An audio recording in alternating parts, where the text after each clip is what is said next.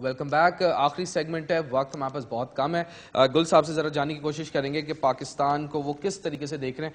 گل صاحب, آپ چونکہ کافی ایک پازیٹیو اپروچ کے ساتھ بزنس چلا رہے ہیں اور exporter, one of the leading exporters of Pakistan ہیں, پاکستان کو اگلے 3, 4 یا 5 سالوں میں چلیں کہاں دیکھ رہے ہیں آپ؟ میں تو سمجھتا ہوں کہ ہماری ایکسپورٹس بہت بہتر ہو جائیں گی.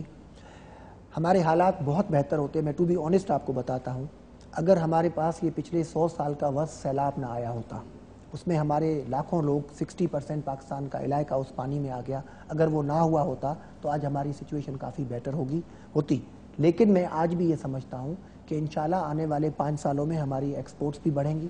اوورآل بھی ہماری ایکسپورٹس بڑھ رہی ہیں, نہ صرف کہ مہران ادارے کی بلکہ اوورآل بھی ہماری ایکسپورٹس بڑھ رہی ہیں. اور ہمیں کوشش یہ کرنی چاہیے کہ ہمیں اپنی پوری توجہ اپنی ایکسپورٹس پہ دے کے ہمارا جو ڈفرینس ہے بٹوین امپورٹ اینڈ ایکسپورٹ, جو 10 بلین کا جو گیپ ہے, اس کو کم سے کم نیرو کرنا, جلد سے جلد نیرو کرنے کی کوشش کرنی چاہیے. اور جس دن ہم نے اس چیز پہ قابو پا لیا, اپنے ٹیکس نیٹ کو امپروو کر لیا, تو ہمارے کافی مسائل جو ہے وہ حل ہو جائیں گے. ہمیں آپٹیمسٹک رہنا چاہیے. اور ٹو بی آنیسٹ, میڈیا ایک بہت اچھا کام کر رہا ہے اس ملک میں. سول سوسائٹی جتنے ہمارے اور لوگ ہیں وہ سب پبلک میں ایک اویئرنیس لا رہے ہیں. اگر ہمارے یہاں اس کو ذرا اور تھوڑا سا پازیٹیو کیا جائے اور لوگوں میں اویئرنیس کریٹ کی جائے, ان کو اپنے ملک کو کی ترقی اور تعمیر کے لیے اور ان کو موٹیویٹ کیا جائے, تو مجھے کسی قسم کا کوئی ایسا مسئلہ نظر نہیں آتا. ایجوکیشن کتنی امپورٹنٹ ہے؟ وہ تو میں نے پہلے ہی کہا کہ ہماری گورنمنٹ کو جتنا اس وقت ہم خرچ کر رہے ہیں اس سے کہیں زیادہ کرنے کی ضرورت ہے, لیکن وہ کہیں زیادہ, اور ہیلتھ پہ, لیکن وہ تب ہوگا جب ہمارے پاس ٹیکس جنریٹ ہوگا, ریونیو آئے گا, تو ہی آپ اس پہ خرچ کر سکتے ہیں. ٹھیک ہے. اور اب جہاں تک کہ پاکستانی کی ہم بات کر رہے ہیں, ایک سب سے بڑا جو مسئلہ پاکستان کے اوپر ہے, بحران بجلی کا, توانائی کا بحران, یہ آپ کو حل ہوتے ہوئے کب اور کیسے دیکھیں, جیسے میں نے آپ کو پہلے کہا 3,500 میگا واٹ تو اب تک انٹر ہو چکا ہے. باقی ہماری جو اس وقت ڈیفیسٹ ہے وہ 4-5 ہزار میگا واٹ کا ہے, لیکن ساتھ ساتھ ظاہر ہے ہماری پاپولیشن بڑھ رہی ہے.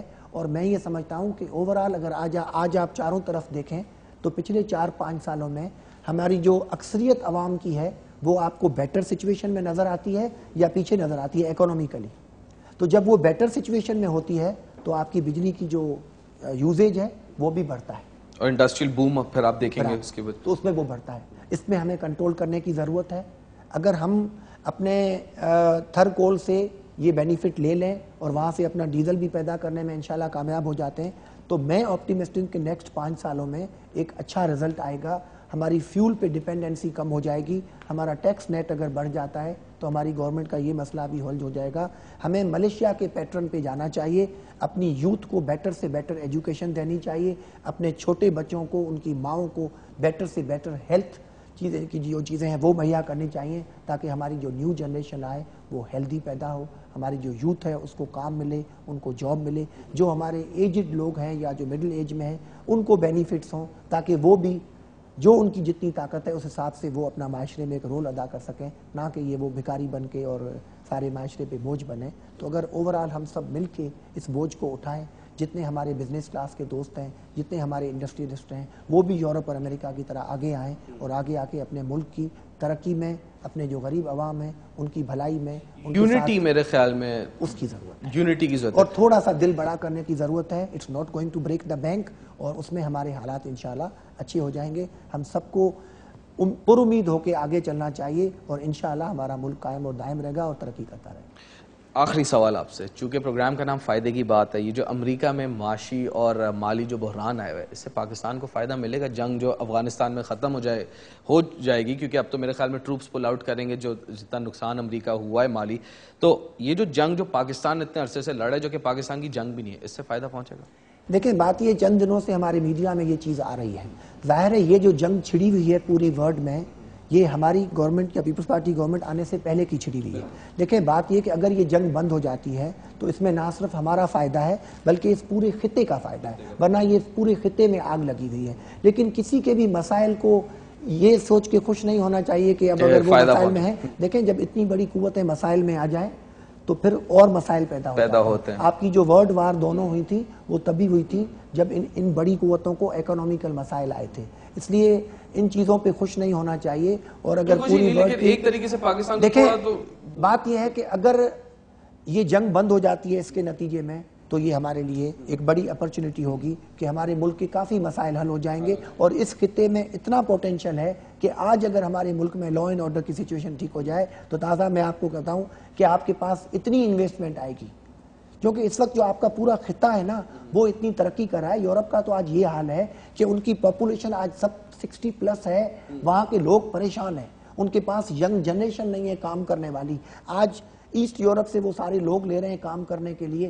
ہمارا اتنا یوتھ جو پڑھا لکھا ہے وہ وہاں پر جا رہا ہے. سر پورٹ ہمارا ایسی لوکیشن پہ ہے کہ ہم اتنا فائدہ اٹھا سکتے ہیں اس جگہ کا، جس جگہ پہ پاکستان جس طرح اللہ تعالیٰ نے ہمیں دیا ہے، ہم اس کا بھی تو فائدہ نہیں اٹھا. نہیں، ہماری جو اسٹریٹجک پوزیشن ہے نا وہ تو اس بات میں تو کوئی شک ہی نہیں ہے کہ ہماری جو ایسی پوزیشن ہے پاکستان کی وہ ایک اتنی امپورٹنٹ ہے کہ دنیا کی جتنی بھی قوتیں ہیں ان کو ہماری ضرورت ہے، اور اسی لیے آج تک وہ ہمارے ساتھ جڑے ہوئے بھی ہیں اور انشاءاللہ یہ ہمارا سلسلہ جائے. لیکن مجھے ایک چیز یہ بھی نظر آتی ہے کہ اس وقت ہمیں امریکہ سے ویسے تو ہمیں کوئی ایڈ نہیں چاہیے اور میں پرسنلی ایڈ کے سخت خلاف ہوں، لیکن جو ہمارا نقصان ہو رہا ہے اس کی ٹھیک ہے چاہے 1/3 بھی ہمیں ان سے جو ریٹرن مل رہا ہے، اگر وہ مسائل میں آ گئے تو مجھے یہ لگتا ہے کہ کیری لوگر میں جو ہمیں 1.5 ملنے پر ایئر یا ہمیں جو اور یا جو ہتھیاروں کی صورت میں جو ایڈ ملتی ہے اس میں بھی کمی کا جو ہے وہ اندیشہ ہے، تو ہمیں یہ سوچ بھی رکھنی چاہیے. بہت بہت شکریہ سینیٹر گل محمد لارڈ صاحب، آپ کا آپ نے وقت نکالا ہمارے لیے.